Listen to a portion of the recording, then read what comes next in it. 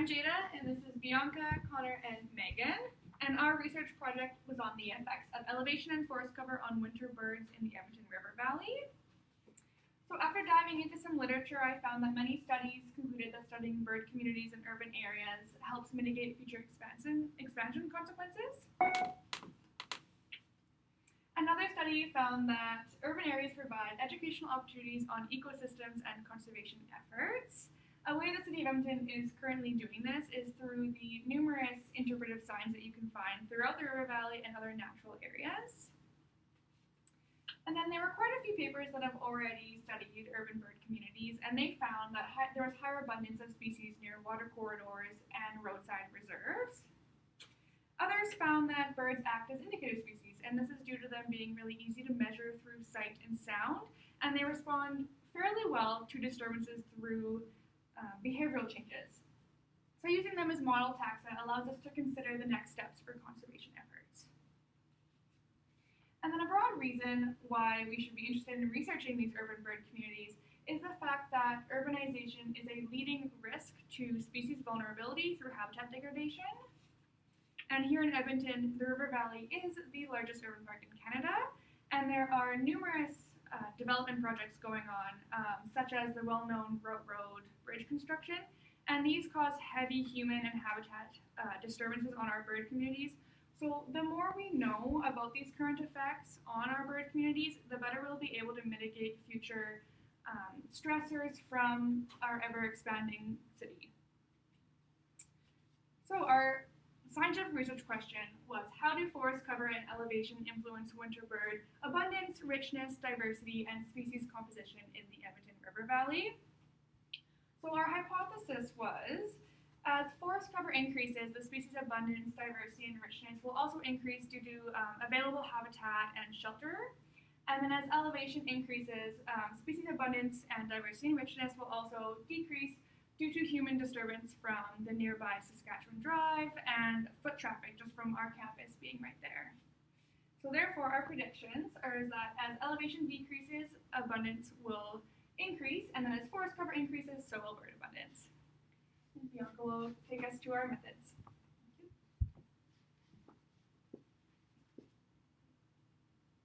So to answer our research questions and test our hypotheses and predictions, we set out a study in the Edmonton area, just north of the main campus, between the North Saskatchewan River and the Saskatchewan Drive. And we performed 12 bird point counts, which consisted of 4 replicates and 3 points in each bird count, in each replicate. And they were in low, mid, and high. And we used this as a proxy for human disturbance. At each bird point count, we stood there for 5 minutes and we recorded all the birds that we saw or we heard. And we did this 12 times. We took the elevation and forest cover as our predictor variables, and we divided the elevation in qualitative categories in high, mid, and low. And the forest cover, we just took forest cover at each location with the help of the GAP Light Analysis mobile app, which gave us the forest cover percentage at the end. And just for the purposes of a statistical analysis, we took quantitative values for our elevation, and we averaged the bird abundance, the species diversity, and the species richness. And for our elevation, we perform an ANOVA test, and for our forest cover, we perform a regression test. Everything done through the RStudio, and we generated our graphs through RStudio too. Now Megan will talk about the results. So like Bianca said, we measured forest cover and elevation, and we're going to start with the forest cover data. So when we plotted abundance over the different forest covers, we saw that only 4.5% of this trend is due to the different forest covers. We also see that with the really high p-value, a really insignificant trend with this plot. Same thing with richness, an even less significant trend. You can see our line is really flat and that the points are really spread around that. When we look at the different species proportions, based on forest cover, we did bin forest cover just for the purpose of comparison. But you can see that as forest cover increases, there's really no difference in species composition. And again, with the Simpsons Hills numbers, there's a little bit of a stronger correlation, but really high variation in the data and quite an insignificant trend. And then for elevation, we have 3 different levels. So we have our plots. You can see in the abundance graphs that the standard deviation is so high, the data overlaps a lot, so we really can't say too much. Although the high is a little bit lower than the other 2. And again, we have a really high p-value, which just further says that this is not significant. With richness, same thing. Across the board, it's all about the same, with lots of overlap. And then species proportions, just like forest cover, there's not much difference between all of the plots. Connor will talk a bit more about different species that we found, but otherwise there's not much different. And then Simpsons Hills indexes, lots of overlap with standard deviation, and the values themselves are pretty similar.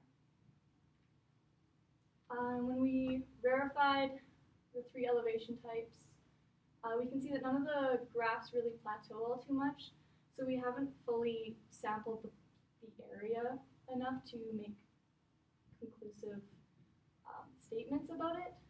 We also do see that the Chow test gave the same estimated species, so again, no significant differences. And then Connor will talk a bit more about that. All right, so moving into conclusions and future predictions. So with our trends, of course, we need to consider the context of our data, and obviously the effects of elevation and forest cover were found to be non-significant. We had significant overlap of standard deviation across most of our data, but if we're willing to ignore some of these trends or perhaps find some of these trends through future research, then we might be able to single out a few points of interest. One in particular was mean bird abundance at high sites. We found that overall bird abundance was smaller, and as well the distribution was a little bit tighter. So is this the edge effect, is this human effects, or is this simply statistical noise due to our study? So moving into future directions, of course we can't make a conclusion based on our data. We have very high p-values, we have weak relationships and weak r-squared values, and as well we have some sampling issues that we need to address inside of our study. So looking at our sampling method, we were aiming to spread our point counts by approximately 200 meters. And unfortunately for many of these sites, while we were able to do it across the categories, we weren't really able to separate between high, mid, and low effectively enough. So there may have been some overlap that really invalidates our data. Now, that being said, we have lots that we can do to improve future research. We can start by increasing the amount of sites that we've sampled. We can increase the size of our study area as well so that it better encompasses the river valley. And as well, we want a baseline to compare to, so we should start comparing forest plots with non-forest plots and see if there's any significant differences there. Now, I just want to bring attention to a few of our graphs and look at some of the potential trends that we might identify in the future.